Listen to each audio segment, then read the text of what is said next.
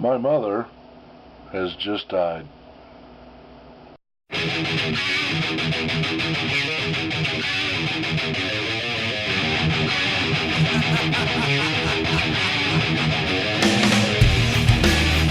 Okay, this has been coming up a lot.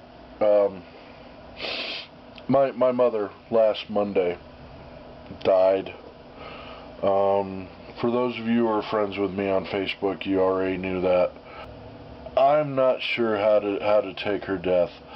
See, for those of you that have been subscribers of mine for years, know that my father died in 2008, and I made a tribute video for him. You can search it. It's called 2008 Most Famous Deaths, and and I made a tribute video for him. I'm not going to do that for my mom though. Because quite frankly she was an abusive influence in my life. Without getting into too much detail, we didn't have the best relationship. So while she passed away, and it is sad because you only get one parent, one of each. While it is sad, I'm not grief-stricken per se by it. For one thing, me and my sister have been expecting it for years, because she's been in and out of the hospital and stuff like that. But what I really want to talk to you about today is atheism, death, and Christianity. And this might end up being a longish video, so tuck in with a bag of crisps or something. Here we go. Okay, so when my father died, about 2 weeks before he died, I called him on the phone, and we had a discussion. I came out to him as being an atheist. And he came out to me as being completely agnostic. He was a Pascal's wager kind of guy. He would still, at dinner time he would say grace, but that was about the only religious bone he had in his body. And he even said, it's hedging my bets, But he was a non-believer, and he was terminal with cancer, and he didn't want to become a burden to anyone, and so he killed himself in the backyard of where I'm currently living. And this used to be his house, and he left it to me. But the thing is that he didn't want to be a burden. He didn't want to drag things out. He didn't want to be in and out of the hospital. And he was a veteran, so the closest VA is 160 miles away. And so we would have been making, we were planning on it. We were planning on taking care of him. And we were planning on driving him that 160 miles once a week, back and forth 320 miles. And we were going to do that, no problem. But he decided to take care of it himself. Now, he was an atheist, agnostic, non-believer, whatever label you want to use. He was not a believer. Now, my mother, on the other hand, has been sick for at least the last 3 years. Falling down. It started with her falling down at home, losing her bowels, in the hallway, on the couch, wherever. Just she wouldn't even know it, and she'd crap herself. So, and started out with things like that, falling down and losing control of her waste facilities.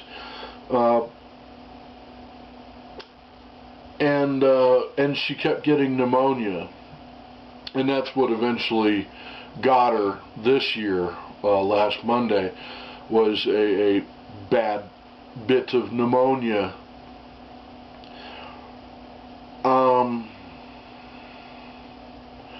But she clung to life so fervently. Suicide or letting herself go was just not an option. She was in it to live it for ever and ever, as long as she possibly could.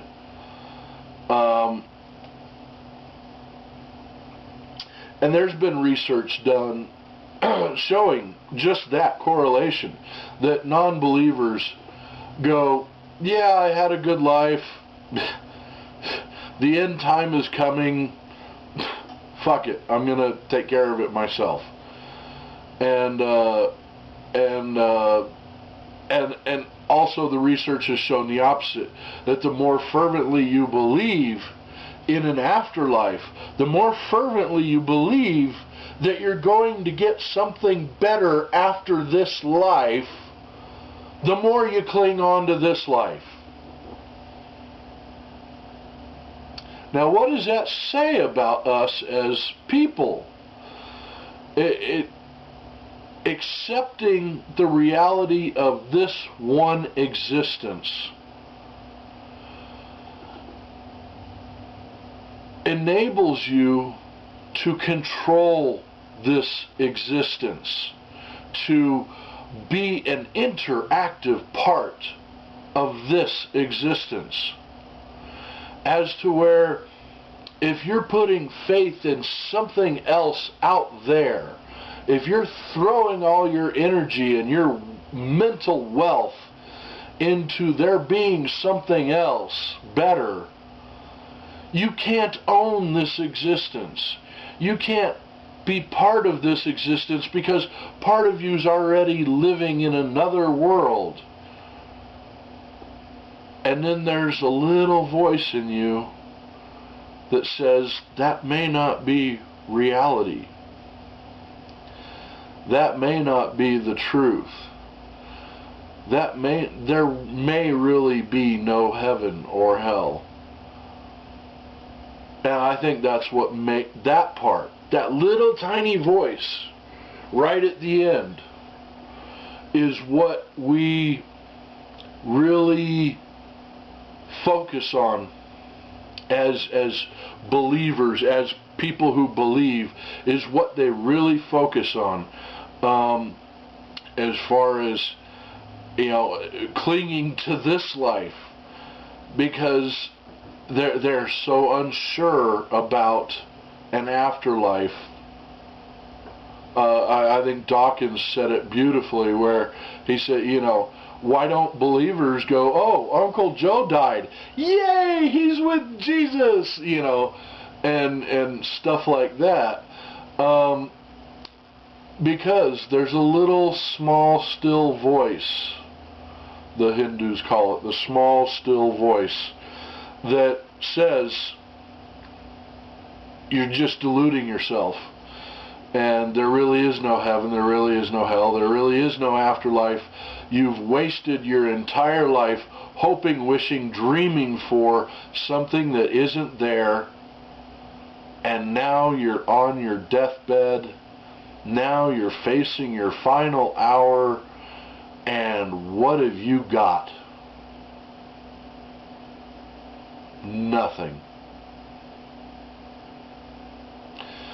Because you wasted your entire existence wishing for something better, instead of making it something better today.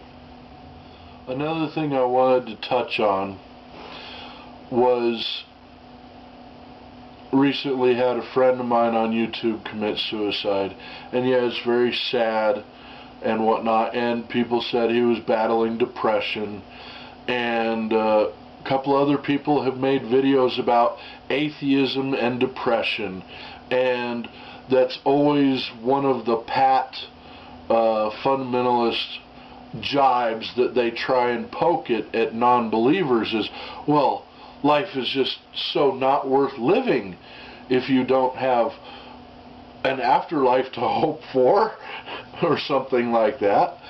So why bother with life if you're just going to rot and turn to ashes and whatever? What's the point? You know, and it is a depressing thought. I've had bouts of depression over being an atheist and facing that reality. It's not an easy thing. It isn't. It's a hard thing. And, you know, they say anything worthwhile is worth the effort, or is not easy. Anything worthwhile is not easy. And being a believer is taking the shortcut, is taking the easy way. My sister and I had this discussion, and I let her slide on it because she got emotional. But she said that being atheist was easy because all the facts back up atheism. Swear to nothing. She actually said that. She said it's hard to have faith with all the evidence, all the dinosaurs and all the, you know, no global flood and no proof of Jesus and no proof of Abraham and the Bible being just so wacky and full of shit. It's hard to have faith. And from that standpoint, I could agree with her. Because it is at that point. But she said it was far easier to be an atheist. And I gave that just a cursory glance in my head and came up with, well, until someone dies. Because you, as a believer, believe you're going to see them again. Me, as a non-believer, I know they died. I know they're gone. I know I'll never, ever, ever see them or hear them or feel them again.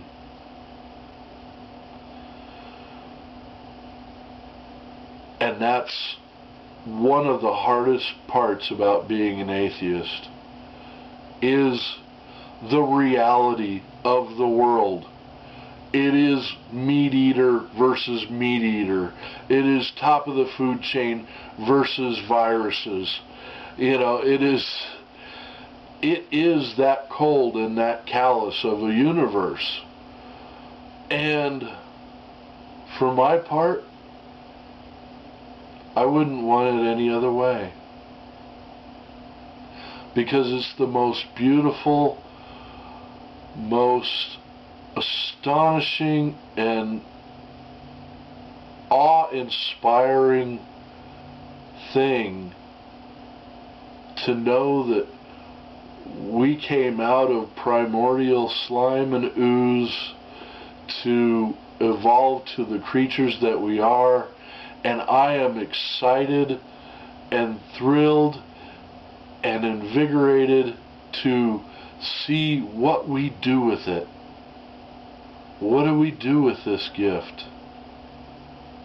It's up to me and you. Let's go get 'em.